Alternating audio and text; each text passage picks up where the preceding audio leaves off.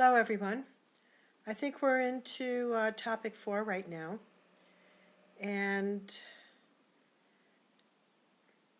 I really don't want to waste your time with these videos, but I want to have an opportunity to express some of my concerns or observations directly to you. Certain things that might be discussed in the book or not discussed in the book.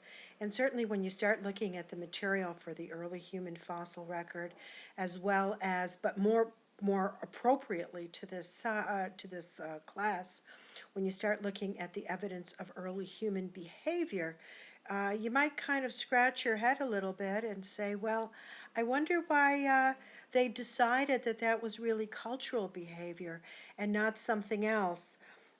When you look at some of the earliest evidence of human behavior, it could very easily be interpreted as natural.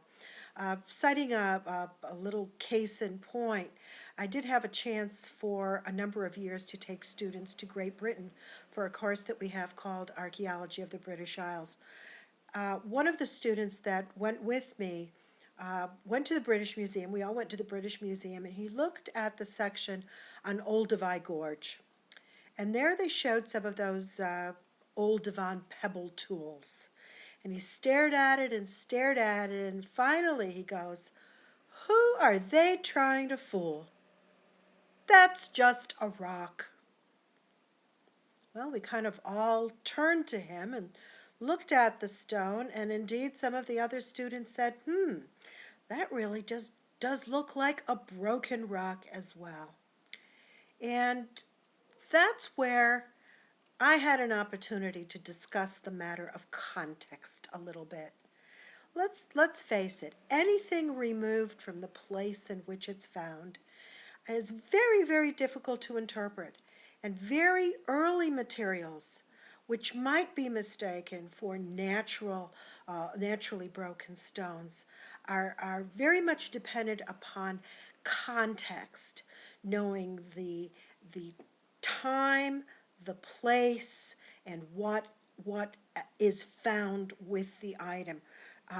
By time, we're talking about context being the environment of time, space, and culture. Asking the question, how old is it?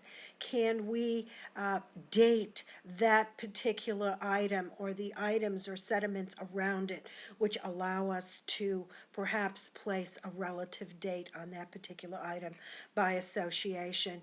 The environment of space. Where is it found? If we find broken stones in an old stream bed, and a stream bed that may have been full of water at one point, then when one stone hits another, it's quite likely that it might break, and that we might not interpret it as something that is man-made, but that is something that is natural. Whereas when you get to that last part of the environment, what is it of context? What did you find it with? Then I've got my eyes closed because I'm trying to visualize some of these remains found together. If you find the cut marks on a hippopotamus bone, and you find tooth marks on top of that, well, that relationship of remains might suggest that the cut on the bone took place before another carnivore got to the particular set of remains, or vice versa. As we find in Old Divide Gorge, we actually find tooth marks, and then we have cut marks overlying those, suggesting that we have scavenging behavior. Well, what about those stone tools? Maybe nearby you find sharp flakes that may have been used to make that cut on the bone of the hippopotamus. Certainly they're not cutting the bone necessarily, although they could be trying to get through to the marrow, but it could also be the butchering of a scavenged animal and trying to remove the meat. And if you discover that indeed that stone is from 8 miles away, there's nothing nearby which would be the source of that stone, then the suggestion is that not only may it have been used for the cutting, when we can match perhaps the cut marks with the edges of the stone, but also that the stone may have been carried there. Now imagine, without knowing how old it is, where it's located, or what it's located with, then all we have is just a broken stone. So context, extremely important in interpreting early remains in particular. But I must say, it is the number one thing which archaeologists think of. It's something that the public generally does not think of. We think about those things, those objects that we see in museums, those objects that people pick up and carry away and keep as keepsakes. What we don't realize is that they are just things without having a clear understanding of the context. It's context that gives meaning to what we find, and it's context that allows us to perhaps identify what is natural as opposed to what is man-made. Certainly, it's a very important source of material. Now, as we move further on in time, we find that context is still incredibly important, but then we are looking for the greater complexities of human behavior, and in some cases we're able to say, oh yeah, that's definitely a tool. Nature could never do something like that.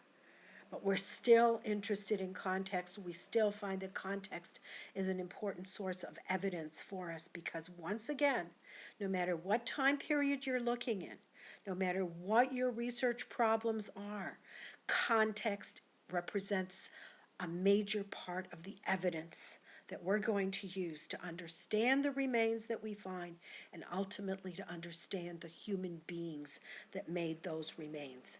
And on that note, I'll stop and I'll wish you a good evening. Take care, everybody. See you until, I guess, until the next time.